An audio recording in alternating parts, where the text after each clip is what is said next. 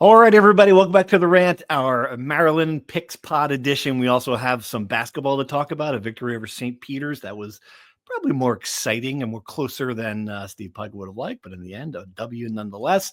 Let's start with football, though, folks. Heading down to College Park, at least the two of you are. I look at it this way, fellas. Rutgers is never going to be the football program that it needs to be in the Big Ten unless it starts beating Maryland, right? I mean, that's just like the baseline for any success. It was Indiana for a while. Now Indiana's going to go on and off the schedule, so it's even more Maryland. And this is the number I dug up, which kind of stunned me. I knew it was bad. I didn't know it was this bad, though. The Terps have won 7 of the last 9, and some of those haven't been close. It's a 36-18 margin. They've doubled up the Scarlet Knights over those games. I don't know, man. Is that going to change anytime soon? What is your feeling, generally speaking, about the state of this quote unquote rivalry? My bigger concern is the results in College Park. Rutgers has won twice in College Park. One of them was an overtime win during the pandemic with no fans in the stands. It's not like they have humongous fan support in the first place, but it still is worth mentioning. A game after Greg Schiano started crying after the game-winning field goal went through. It was clearly very emotional. And then in 2014, they win this insane 41-38 back and forth comeback in their first year in the Big Ten. And then they've lost every single one since, including in 2022 when they go there needing a win to make a bowl game, and they get absolutely shellacked 37-0. Beat so bad, Greg Schiano's in the post-game press conference contemplating his career choice and whether he wants to keep doing this. That's how bad the Terps beat Rutgers last time they went there. So that's why this game, to me, has always been one where I think Rutgers might – in the preseason, when I thought Rutgers was going to have a great season, I thought this would be a place they would slip up. Now that Rutgers needs one more win to make a bowl game, I think it's a game where Rutgers is not going to clinch their spot this weekend. I don't even think you have to go back to 2 years ago. I think you look at last year's game against Maryland, and the state of both programs tells you exactly where the state of this rivalry is. Rutgers had a chance for a get-right game at the end of the season, and Maryland just came in and blew the doors off. And it ended up being 42-24, but that game was 42, should have been 42-0, it felt like. And my big question for Greg Schiano this week was, how much different is Maryland now without Talia Tagovailoa? And how much has that changed Maryland's attack, offense? And honestly, his thing is more that Billy Edwards Jr., the quarterback now, is still playing at a high level, and the offense hasn't changed that much. They still have skill players all over the place, and it still looks like the Maryland of the last couple of years under Loxley, who I think, in my opinion, doesn't get enough credit for what he's done there. I think he's done a terrific job. The consistency is there for Maryland, I think. And maybe that's because of Talia, but I think the offense is still really good this year. To add to that point, sorry, I just want the stats here. Against FBS opponents, Maryland throws the ball 58% of the time, which is the 12th most nationally, and they pass the ball 43 times a game, which is the 3rd most nationally. So the quarterback is different, but they still throw the ball all over the yard, which is a concern for Rutgers. Their secondary played much better against Minnesota coming off a bye week. Will they be as fresh against Maryland? That will be, I think, obviously the biggest matchup there. So you think it's just a matchup thing? Because what I don't understand about the two programs, all right, so Rutgers went through some dark times, and I get it. That allowed Maryland to get ahead there during the Ash years. There's some of those scores happened when Chris Ash was coach. Programs were, going in the up, one going down. I get all that. But for me, what I don't understand about the Maryland success in this rivalry is, why are they better than Rutgers? Like, it's not facilities. Okay, maybe a little bit. Tradition. I mean, unless you go back to the 50s, when there's not much tradition there. Is it recruiting? I don't know. You look at the rankings, they're about in the same place. Is it philosophy? It's Maryland's not a better school. It's not a better location. It's not a better market. Like, I just don't like, what do you think it is? Is it as simple as Mike Loxley's recruiting better players? They had a better quarterback for better quarter. Is that it? The baby Tua was really it. Honestly, like, that set the foundation for Maryland. They knew they could score 25, 28 points a game just because they knew Talia was a steady and as consistent of a quarterback for I think, was it 3 or 4 years, even after transferring from Alabama. Like, just really consistent and gave them the foundation that Loxley was hoping for to build a team around and kind of set the tone and the philosophy of the program. I think that was huge. I mean, that's only the last couple of years, though. If you take it back to the Ash era, I'm not sure. I'm not sure they weren't beating anybody, so maybe it doesn't Sure. matter. They beat Maryland during the Ash era. Ash's best year, they beat year? Maryland at home. Well, that's right. That's a good point. That is a good point. That's one of the two. So you're right. Yeah. So I think it does come down simply to matchup. They've had better quarterback play and elite athletes on the outside, and that's just destroyed Rutgers. It's not like Maryland is running the ball all over Rutgers like some of these Big Ten teams. They're just throwing the ball all over the yard, and Rutgers has not been able to cover them. And I think that's kind of, again, the challenge they're going to face Saturday. If they could stop the pass, they'll give themselves a chance. If they can't, we could have another USC or UCLA on our hands. Right. All right. So what do we think is going to happen? And I come back to it. Maryland is 1-5 in the Big Ten. Some not great results. I get it. They beat USC. It's turned out that everyone's taking a turn and whacking that pinata except for Rutgers, but still a good win. I'm going to give them that. We lose to Northwestern. That kind of counterbalances it. What do you think? Where do you think this team is? I mean, is Maryland going to a bye game this year? You think a bowl game this year? Well, they probably have to beat Rutgers to do so, right? They're 4-5 and with 3 games to play, which makes this game, intriguing in that front for both teams, right? I think both of these teams Rutgers doesn't need this game, but I'm sure they'd like to clinch bowl eligibility as soon as possible. And Maryland probably has to have this game, right? So I think ultimately they'll make a bowl game, right? I think Loxley desperately needs them to make a bowl game to kind of keep some momentum on his end. And I think Maryland sees this game as a game much like Rutgers circles this game on its calendar as a winnable game. I think Maryland certainly has to do the same to Rutgers based on their history in recent years. I think Maryland has played a difficult schedule. The results are up and down, but when you can score, you give yourself a shot. And I think the last couple of games, you're kind of going to see it. And I've been saying all along, like, this is the bad matchup for Rutgers. We'll get to that later, but yeah, if I had it, let's see, Maryland versus Rutgers versus Iowa at Penn State. That's their final 3.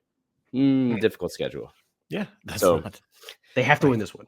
They have to win this one, and they can't beat Iowa. They're not going to beat Penn State, especially not when Penn State is going to make the playoff unless they they get upset. So they have to win this one. And coming off that tough trip at Oregon, I mean, watching that game, you looked like Maryland's running back was a little dinged up. Felton was taking some big shots. So tough.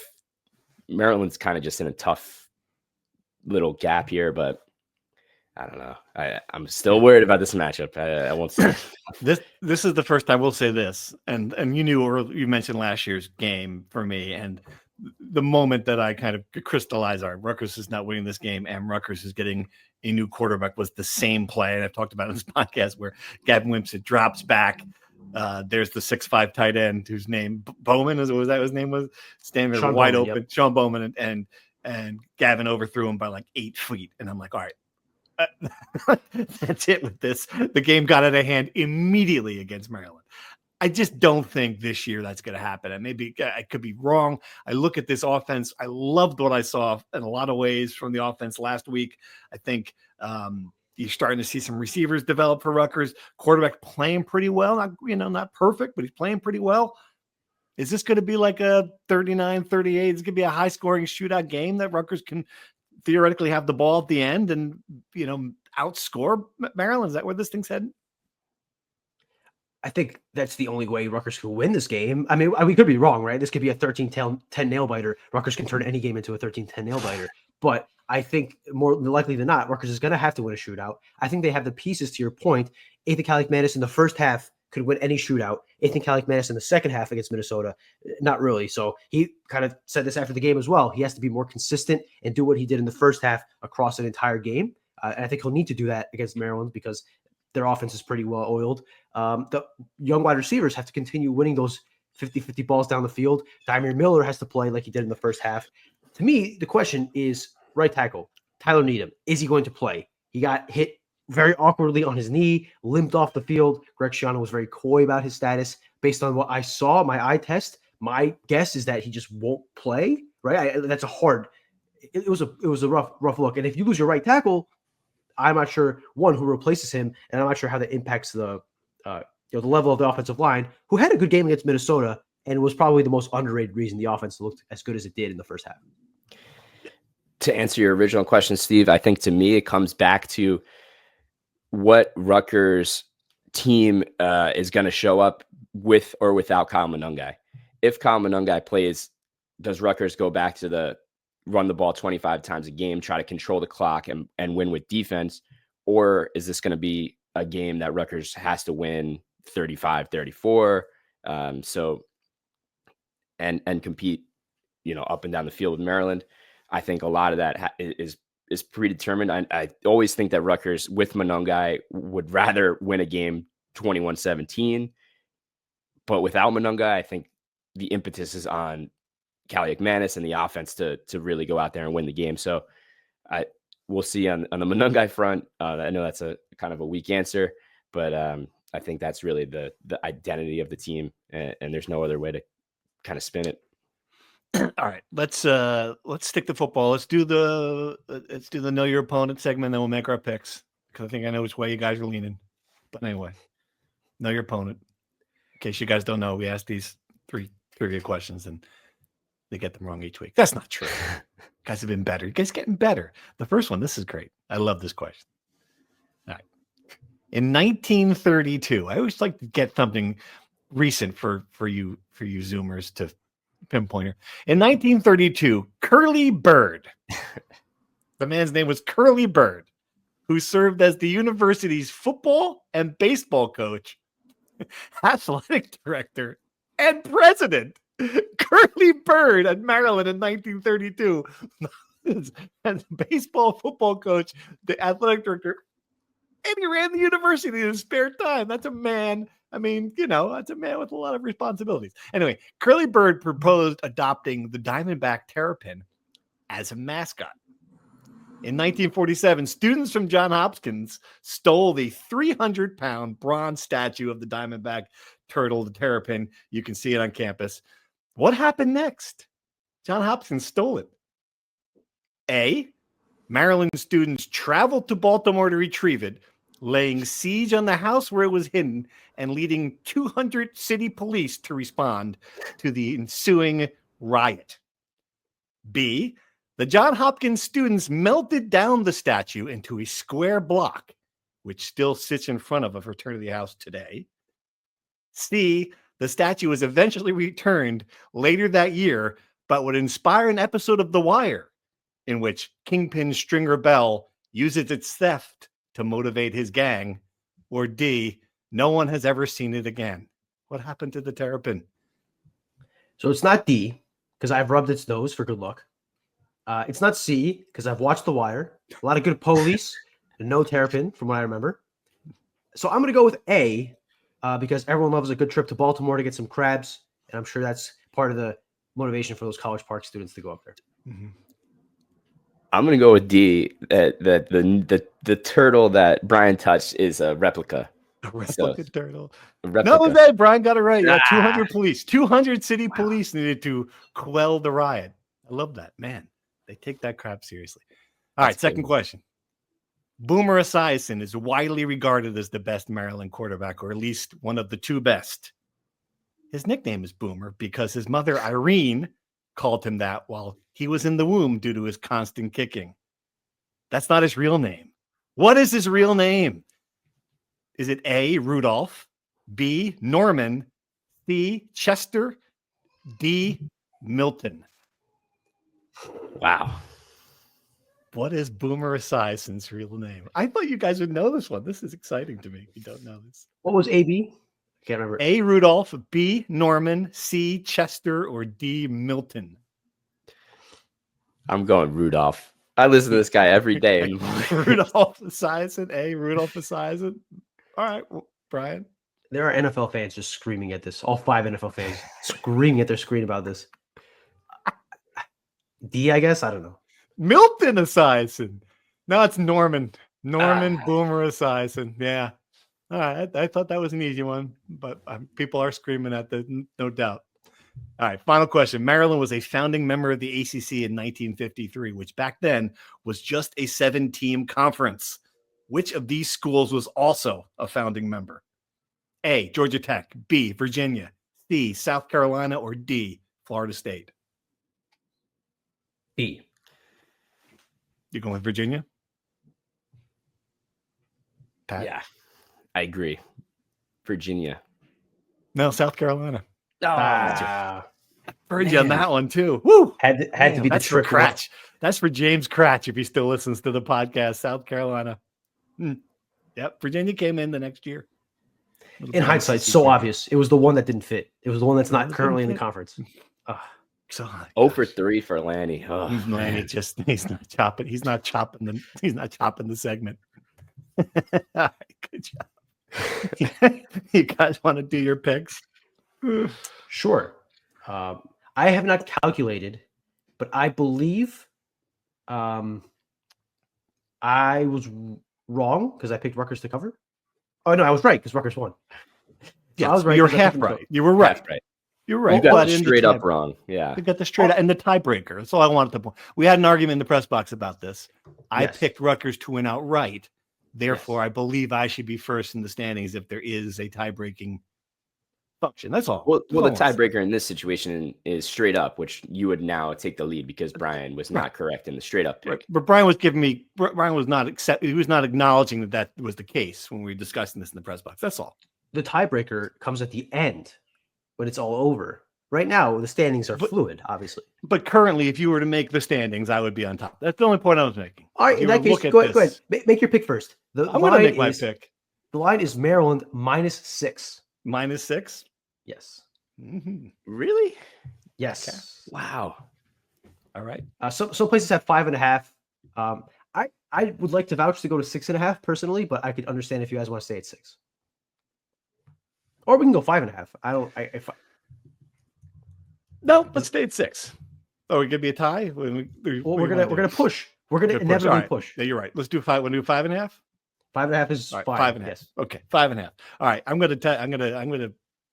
I know where you guys are going, and even though I've technically got the lead, I still think Maryland is overrated on this podcast. The only place in America that is overrated the Maryland Terrapins. I've looked at the results. I haven't watched more than a few minutes of them. I'm sure they're fine. I'm sure the quarterback's fine. The defense is bad.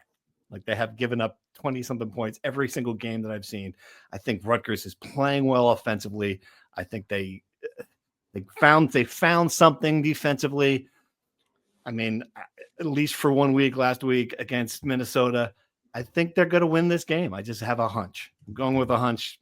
Always a bad idea to pick with a hunch, but I'm going to go with Rutgers like a 35-31 victory to get bowl eligible right here, turn their season around. Bang. Football is not played on paper as much as we would like it to be. I think Rutgers is not going to be able to cover Maryland's wide receivers, and it's not going to be able to replicate the pressure it had on Minnesota's quarterback against Maryland's quarterback. And I think that ultimately will do them in. I don't think they're going to be able to keep up offensively. I will say Maryland wins this one 31-24 and covers the 5.5. Okay. They'll be shifting in the standings. Mm-hmm. All right.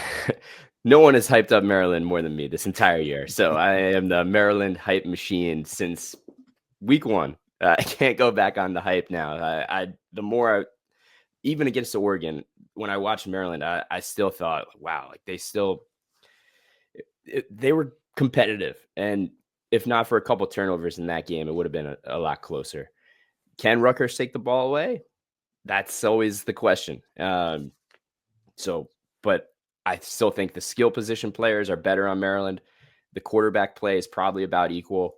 And Rutgers defense until last week was significantly worse than Maryland's, especially during that 3-game stretch. So I am going to continue the Maryland hype here, stick with the Terrapins, 35, Rutgers 28. A cover. Okay. I was going to say I was going to call Mike Loxley's agent and see if your phone rings. That's what I was going to do. All right. I'm out on a limb. I was out on a limb last week, and I ended up in the right spot. Let's see if I am again this week with my Scarlet Knights. Good stuff. All right. Any last football thoughts, or can we talk some basketball, really? Yeah, I got nothing else. I'm excited for the trip. Always fun to go to to College Park or State College. I like to drive to these places rather than fly out personally. So, and they got Nando's at College Park, which is always I don't know if I'm gonna make it this time, but it's always fun. I don't know what this guy's talking about. I'd rather You guys driving I'd rather together? fly 10 out of 10 times than drive. So yeah. The only highlight of this trip for me will be leaving my car somewhere on the Jersey Turnpike for Brian to pick me up. So if anyone lives in like the 7A territory right around like Robbinsville, tweet at the Rutgers Rant. We might need your driveway. Nice. All right, we'll see how that goes. Looking forward to hearing about that trip. Can't make it. I've got sock drawer to organize. All right, basketball. Let's talk about this. Kind of an interesting game. St. Peter's pesky peacocks, as Lanny wrote. Didn't see that coming necessarily, but I think overall, you wrote this, Brian, that maybe it'll turn out to be a good thing for this young team to have a test. And one that they won by double digits in the end. They pulled away, and I don't think it really ever thought they were going to lose that game. But Steve Peichel said this, and watching the first half, St. Peter's hit a lot of crazy shots, but Rutgers also played really poorly defensively, and I think rebounding well as well. That to me was a bad trend. Do you think they reversed it enough, Brian, for you to feel better about what you saw in the second half from the team in those two areas? I thought they might have lost that game. As I was writing the running gamer, there St. Peter's is up a point with 4 minutes to play, and I certainly thought this would be quite something. I think they reversed it enough in the last 4 minutes. I think Steve Peichel made a smart choice going small ball, putting Martini at the 5, and that kind of made it difficult for St. Peter's to create any open looks. I also think St. Peter's was absolutely gassed. They were down one of their best players who got hurt in his ankle early in the second half. And they were just chucking stuff up at the end of the game, like just praying the ball would go into the basket. That certainly helped. That being said, I think the second half, the start of the second half was a good sign of the defense fixing itself, because the first half they were leaving 3-point shooters open all over the place. They were getting caught in screens. They were lackadaisical. They were just not up to the standard that you would expect from a Rutgers defense. Start of the second half, they were playing hard. They were forcing tough shots. They were getting rebounds. So I think that is encouraging. But as valuable as it is to win a close game against the St. Peter's, I do think it's hard to quantify, but I do think that is valuable going forward. I think you probably would like to have seen them kind of blow this team out of the water. But St. Peter's credit, they always play teams tight because they play physical, which a lot of teams aren't ready for early in the season. They attack the glass, and they do have some shooters, obviously, if they're going to be hitting some of those tough shots. I thought the defense down the stretch, to Brian's point, was fantastic. St. Peter's was certainly forcing a lot, but what Rutgers did really well down the stretch was that interior defense was so good. The St. Peter's guards could not drive to the basket and get over Martini, I thought, and Durkak was just like he has been in every game, just all over the place, just active hands, and that relentless defense is kind of what I keep coming back to. He's like the effort guy on the team. It's very clear so far. So I thought when crunch time came, they made the plays, and that's kind of what mattered most. But yeah, the first half, it just, I don't know what the issue was defensively. It just seemed like there were a lot of open shooters, and I don't know. I don't have the answers for that one, but it was pretty apparent the defense was definitely lackadaisical in the first half. So Brian knows this is coming, and I made this point that if I could fire up the DeLorean, get it to 88 miles per hour, hop inside and go back in time, I would go back 10 years and deliver his copy of the report card in which a player who scored 24 points on 8 of 17 shooting with 1 of 6 rebounds, 3 turnovers, 1 foul in 32 minutes for Rutgers would get a B+. I loved it. Dylan Harper. That's not an A, but we're already judging him like he's Michael Jordan. Defend yourself. B+. So you listed off all the good stats, which were there many good stats. I mean, they're good stats. 24 points and 8 of 17 shooting. Well, Bart Torvik, plus And I the, throw the some- plus if minus I look at differential, that's He's gonna throw out some. If you look at his adjusted scoring for the No, you could find him right on the box score. You failed to mention one of he went- 6 and 3s. Oh, God. Oh, Okay. and 3 turnovers. I mean, are we just gonna Three listen, turnovers? He got the ball in his hands for 32 minutes. 1 assist, which partly is because his teammates weren't hitting open shots, which is a big problem. St. Peter's had a lot of open shots. They knocked them down, right? Having an open shot is not an invite to hitting it. You have to actually knock it down. And Rutgers shooters did not. They went 3 of 16 on 3. Dylan Harper missed 5 of them. I think more than missing the shot, it's some not great shots, right? Like we know Fair. Dylan Harper can drive to the basket. We know he can finish. I think he's trying to prove himself a little bit as being able to hit some threes, and he missed 5 of them, and he had 3 turnovers. And he struggled early on. Sorry, I almost knocked over mine.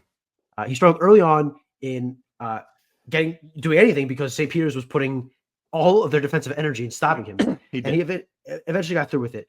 And to defend my grading, which is subjective and kind of, this, I'm not a Harvard professor grading law students here, but we're splitting hairs between an 89 and a 90. Could I have given him an A? Sure. If I give him an A now, what am I going to give him when he goes for 30 points on, 12 of 13 shooting against Purdue? What am I going to give him?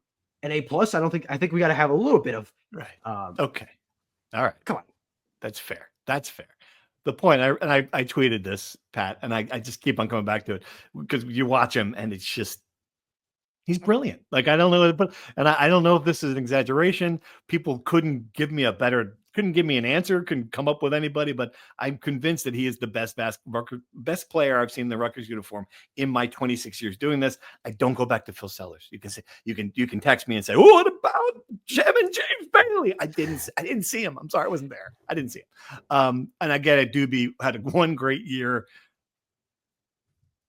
He's only 2 games into this, but man, it's freaking awesome. It's incredible. And when you think about the great stars of college basketball, it's like what do they do with the ball in their hands to create, right? Like this guy can just get to the basket at will, finish at will, and down the stretch, like when you watch the NCAA tournament, there's always that great guard that just takes over the game. In the final 6 minutes of this game, I think Harper probably took 90% of the shots. Obviously, Ace Bailey's not playing yet. That may change down the line, but that star power is so omnipresent and it's just all over the place. So absolutely looks like the best basketball player that I've ever seen at Rutgers. There's no question. 2 games, sure, but you factor everything in, the ratings coming in, the evaluations, the legacy, it's already through the roof. So I think you're absolutely right. And he might not be the best basketball player we've seen by the end of next week, which is kind of funny. I don't know. I assume we're going to see, if he says he wasn't far off, Ace Bailey, we're going to see him for the Monmouth game or the Merrimack game. That's my guess, Brian. Your guess is as good as mine. He has a minor hip thing. Maybe Friday is the day that he plays. Steve Peichel said he's close. Steve Peichel also said he's the doctor, so I guess I can't take anything he says at face value. I don't know. I think Rutgers fans would like to see him debut against Monmouth, or at the very least against Merrimack, so they can watch him play for the first time as a Rutgers player at the rack. I certainly think that's more likely than not, but I don't know. I will say, he looked pretty good moving around in pregame warmups. He was throwing up threes. He was acting as a kind of traffic cone for teammates trying to dribble around him. He was joking around, and obviously that's not playing basketball. There's a whole different level of physical exertion when you're playing a basketball game. But he did not look like, to me, a guy who was really limping around and struggling and laboring. He looked like he was pretty fine, which I think is a good sign that he'll probably be on the court sooner than later. He got an A+ on our Discord for enthusiasm, right? Maybe an all-time screen. Oops, Brian lost his feed. We'll talk about that. I'm back. I've been looking into the feed and giving a thumbs up, like just an all-time screenshot that most people didn't see because it's on BTN Plus. But next time there's a big game, I can guarantee you, your timeline is going to be flooding with Ace Bailey thumbs up pics. It was fun. He looks like he's a lot of fun. I mean, he looks like he's just like a fun kid. That's the best way you can describe it. And Have not been around him a lot. I'm just looking at what I'm observing from afar. He's having a great time, enjoying his college experience. Same with Dylan so far. I mean, I don't know if Dylan was Pat. He was in the press conference. Was he kind of like bright eyed as much as he was the first time around, or what was the vibe this time? Yeah, I thought so. Not as bright eyed as the first one, obviously, because he's been through it. But I think his answers are always very, very thoughtful, well spoken. Actually, all three of those guys that were up there, Jordan Durkak, Harper, and PJ Hayes, were tremendous. Like just so thoughtful, great quotes. So yeah, I thought there's star power there, and there's no question. Yeah. Obviously, we keep saying that, but it's special. And it's fascinating because Durkak is, and people ask this question a lot: who's going to lose the minutes when Ace comes back? Durkak's the most likely answer, and it's funny. Early in that game, I was thinking to myself, a whole lot of Durkak. But when you're done with him, I mean, it doesn't show in the box score a lot of stuff he does. He's just kind of like just a really smart glue kind of guy. I don't know, that's a cliche. I get it, but he made some plays in that game, but even late in the game, that were really important. I think I'd be interested to see how much time he gets when Ace gets back. If I don't know, do they shift Ace to the 4? I mean, there's a lot of things they can do to get them both on the court at the same time, but I mean, he's earned his minutes, I would say, at this point. I think it's possible Martini ends up shifting to the bench and coming back on. Is that well? I mean, Martini made 2 of the biggest plays in the game too. I mean, he hit the 2 free throws. He got that rebound late. He's a guy, who plays some defense up front. He's a guy I don't want to take off the court either. I mean, you can only put 5 guys on the court. I understand. Some guys got to go. Yeah. Yeah. I think it makes sense to take Ace out because, defensively, you'd still have the same structure with him as a 4, right? Because he'd be playing similar to what Martini does as a 4. And then offensively, you'd have 4 guards, if you count Ace as a guard. And I think you need somebody on the court when Ace is on the court as like a defensive bulldog, right? I think Jordan Durkak fills that role. I think either Jordan Durkak or Jermichael Davis. So I think Steve Pike has a lot of options on his hands, and I don't envy him trying to figure out these rotations. But I think I don't know if we'll get the full picture. Let's say if he does play against Monmouth. I don't know if we'll get the full picture because I do think some of these early games are tinkering with lineups and experimentation. So we probably won't know until Big Ten starts. I would expect he probably comes off who knows? You would think you would ease it in if you're coming off an injury. You wouldn't play as many minutes you're going to play overall. But then again, you only got 30 of these with Ace Bailey. You're going to play him. So Steve says he doesn't change the starting lineup after wins. I just cannot imagine Ace Bailey's debut at Rutgers not being in the starting lineup so he can be part of the pregame introduction and the crowd gets hyped. It just would feel off to me if Ace Bailey's first ever game at Rutgers, he came off the bench. The entire video is the 2 of them standing next to each other, right? I mean, like it's as it should be. That's the entire video. That's the entire hype video. Yeah. It's like when you're waiting for that amazing movie to come out and like you just see trailers for like 3 years preparing you for this amazing moment. Yeah. And it never kind of quite lives up to it, but this one feels like it's going to be that blockbuster moment. It's like, that was worth the wait. So we'll see. Poor Monmouth, 0-3. Merrimack, how's Merrimack this year? That's a question I didn't think I'd be asking on this pod. Probably pretty good. Maybe we'll see him in one of those games. All right, I want to take a few questions. We've got some questions on this Discord. Having a great time on the Discord. I don't know if you guys have found it. The Rutgers Rant channel. You should have an invitation. If you don't, we'll send you one. Just shoot us an email. We got like 225 people in there. How about that?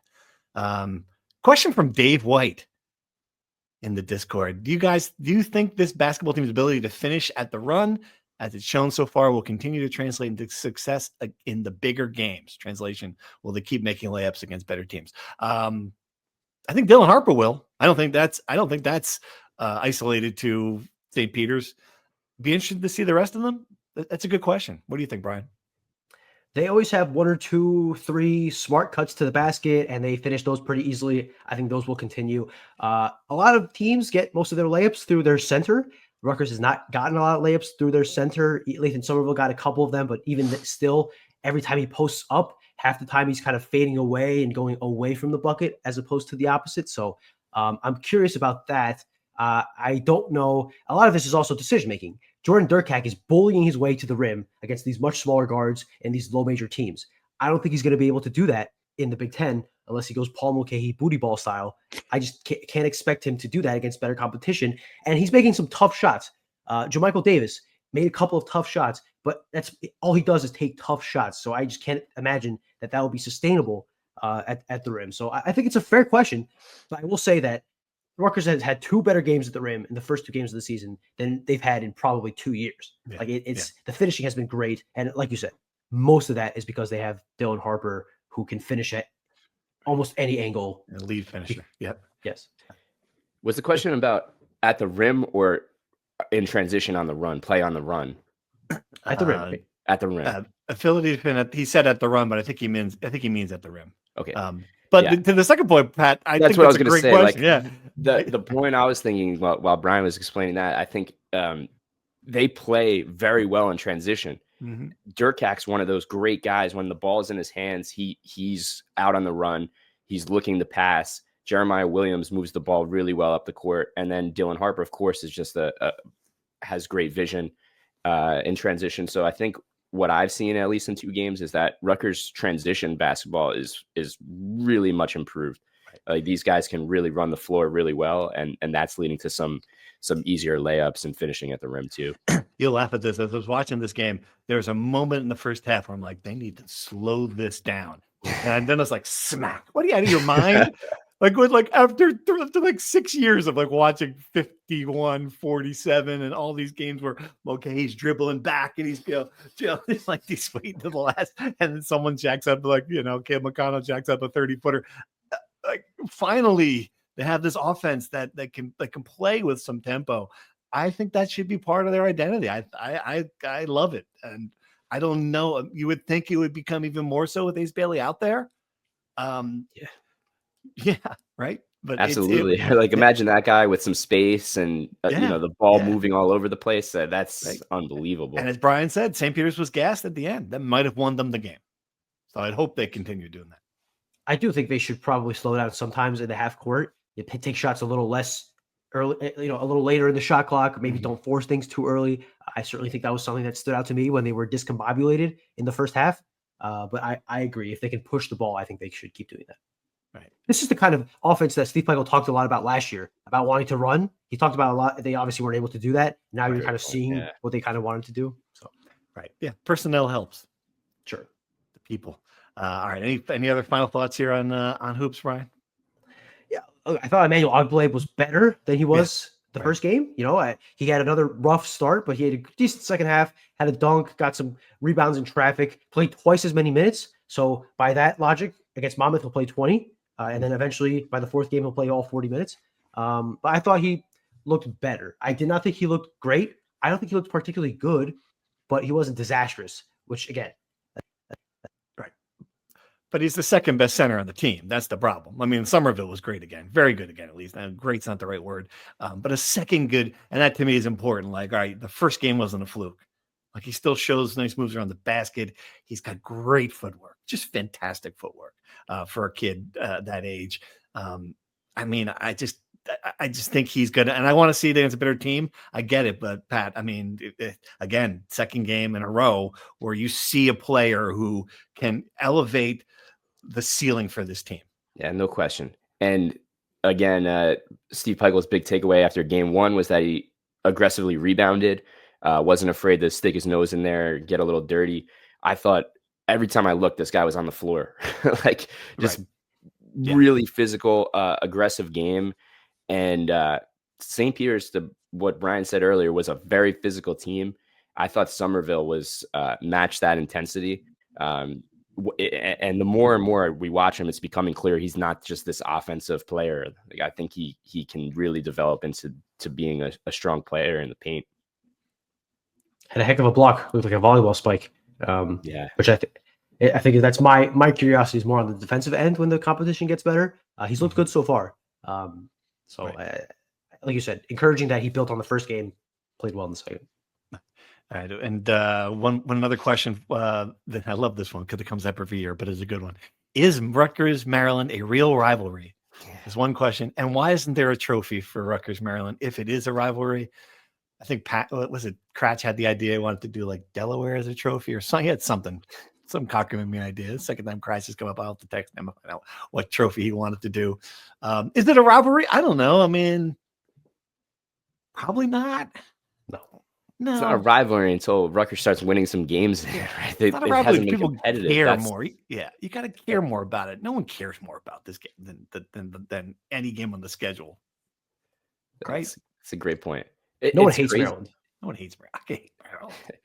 Do people hate Rutgers too? Right? Like it's almost nationally. Like, mostly Rutgers fans. Yeah, that's good. That's right.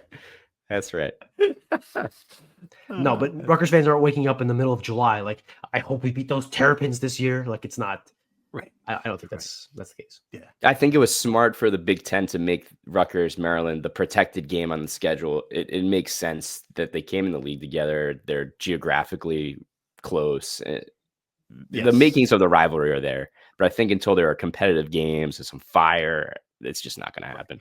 Yes, Rutgers fans hate Penn State more, but that is certainly not a rivalry either. I mean, I get like that's the game that would be the best. That if Rutgers could ever get to the point where that was a competitive series in football, that would be a great rivalry. It is not that yet, clearly, but still, to me, that would be the game that Rutgers would love to have as its rival.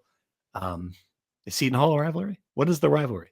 Seton Hall's basketball. Seton Hall's a rivalry. Yeah, definitely. I think so. Yes. Right. No doubt about it. Though I would say again, it's not one of these like 365 year-round rivalries. I think Rutgers fans dislike Seton Hall for a week in December, and then it's kind of I don't sense a overwhelming sense of hate, which I think is essential for a legitimate strong rivalry. Absolutely. All right, what else? We got a home game for the women's soccer team in the NCAA tournament, 6 seed. I say, nice, good draw. We feel good about it. UConn, yeah, right. I feel pretty good about it. Can't lose to UConn. Yeah, home game, right? Home game on Saturday. Big weekend, right? Friday basketball, Saturday football, soccer, Sunday wrestling. Big time. A lot of things going on. No doubt. See you on. That's good. A lot of things going on. You better nap up now, Brian. Sorry. He's ready for the 4-hour drive to College Park. He's excited for it. You're going to be doing the driving. Good stuff. All right. Should we wrap there? Really quick. By the time this podcast is out, it will be announced. The Knights of the Raritan are collaborating with the Rutgers Athletic Department on United. It's another membership drive for the Knights of the Raritan. First 500 new members to sign up get a free T-shirt. Really strong inducement for people to sign up. But beyond the drive itself, it's the fact that Rutgers Athletics is collaborating with the collective 2.5 years after it was opened. The leadership before the current leadership was not very receptive, is the nice way to put it, to NIL and to the collective especially. And Ryan Passari, who I did not speak to for the story, he has still not spoken to any media in the 2 months since he's taken over the job, 3 months since he's taken over the job. He is clearly more receptive to the collective. He was at the collective's event in downtown New Brunswick within 2 weeks, a month of him having the job, and now he's doing this event. I think it's a move in the right direction. I wonder if it's a little too late because of revenue sharing coming up next year. But it is worth noting that Rutgers is finally working with its ally in the collective. Yeah, symbolic if nothing else. It's helpful. It can't hurt. I don't know how much it will help. It cannot hurt. Absolutely. Unification. I think what we're learning is that it's really hard to raise the money through $50 here and $50 there. They need $500,000 here, $500,000 there. We knew that from the beginning. That's always been the case at Rutgers. But yeah, I mean, obviously, if it's better than not doing anything. And I say someone is trying something, to me, is the important part, as opposed to throwing up your hands and saying we can't get it done. I give the Knights of the Raritan a ton of credit for continuing to get knight. Here's a knight metaphor: getting the jousting stick and charging into this windmill. They are not done with it. They're not giving up when they could have. Really, that group could have kicked so many times by. I love our putting it on the podcast. Past administrations. Still trying. Yeah. And Rutgers, to take a basketball metaphor, has finally taken the layup. This is the biggest layup of all time, was just appeasing them, helping them spreading the word to their mailing list, kind of just amplifying the message. And finally, they're just doing that, like clicking 2 buttons. Yeah. It just occurred to me. It just cracked me up. It just occurred to me that the previous AD was worried about violating the letter of the law on NIL while he was conducting an illicit affair against university policy with one of his coaches. Talk about crazy things running in your head, huh? That's well, you can't commit 2 crimes at once, isn't that the old adage? I mean, it's true. That's good. On that note, should we also is he Voldemort? We can say his name, right? Pat Hobbs. We don't have to call him the old AD, past administration, the one who shall not be named. Well, I guess you're right. Yeah, we can. It just was a funny gag. It seemed like a good gag at the time. Sorry. All right, let's wrap it up. You guys have a nice trip. We'll be back to discuss the Maryland victory, as I'm predicting some basketball stuff as well on Monday. Thanks for listening. Thank you for listening to the Rutgers Rant. To participate in the conversation and receive live updates about the Scarlet Knights directly to your phone, sign up at nj.com/insider. From NJ.com and the Star Ledger, welcome to the Rutgers Rant, your one-stop podcast for the Scarlet Knights, with your hosts Steve Politi and Rutgers insiders Brian Fonseca and Pat Lenny. Let's start shopping.